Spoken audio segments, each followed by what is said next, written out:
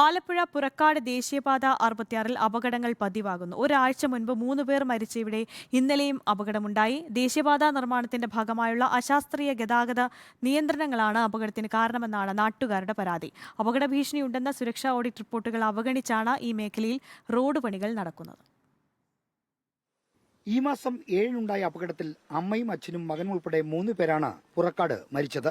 അതേ സ്ഥലത്ത് തന്നെയാണ് ഇന്നലെയും അപകടമുണ്ടായത്. ഈ കണ്ട സ്ഥലമില്ല സാറേ. പിന്നെ ഇവിടെ വരുമ്പോഴാണ് ഇത് കാണുമ്പോൾ ആ വണ്ടി ചവിട്ടുമ്പോൾ അതിന്റെ പുറകെ കൊണ്ട് ഇടിക്കുക. പിന്നെ ആ കിടക്കുന്ന കുഴിയിൽ മിനിഞ്ഞാന്ന് ഒരാൾ പോയി വണ്ടിയായിട്ട് മറിഞ്ഞു കിടക്കുമായിരുന്നു. വേറെ വണ്ടി വന്നിരുന്ന അയാൾ കയറി പോയേനെ. അപ്പം ഇവിടെ നടക്കുന്നതെന്ന് പറഞ്ഞു കഴിഞ്ഞാൽ അതിനുള്ള ഒരു സംവിധാനം ഉണ്ടാകും.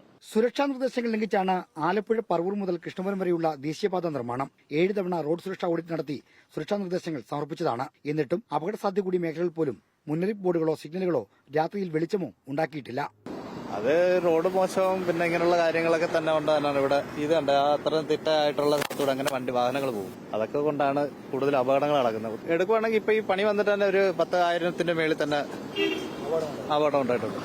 വാഹനങ്ങൾക്ക് മാത്രമല്ല കാൽനട യാത്രക്കാർക്കും സൈക്കിൾ യാത്രികർക്കും ഈ റോഡിൽ സൗകര്യങ്ങളില്ല. റോഡിന് നടുവിൽ നിന്നാണ് യാത്രക്കാർ ബസ്സിൽ കയറുന്നത്. അടിയന്തര നടപടിയുണ്ടായില്ലെങ്കിൽ അപകടങ്ങൾ ഇനിയും തുടരാനാണ് സാധ്യത. റിപ്പോർട്ടർ, ആലപ്പുഴ.